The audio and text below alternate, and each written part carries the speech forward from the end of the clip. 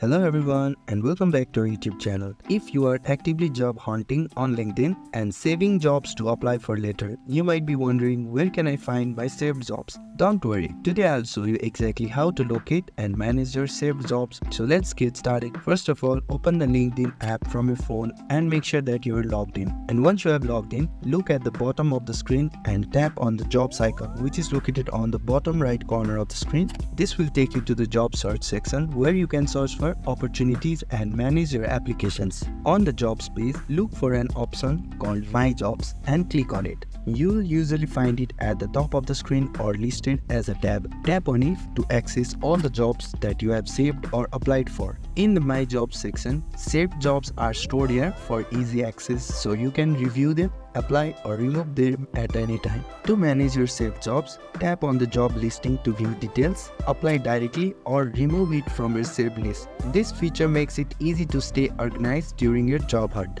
And that's it. Now you know how to find and manage your saved jobs on the LinkedIn app. It's a simple but very powerful features to keep your job search organized and efficient. And if this video was helpful, please don't forget to like, share and subscribe to our YouTube channel and let me know in the comments if you have any questions. Thank you for watching and good luck with your job search.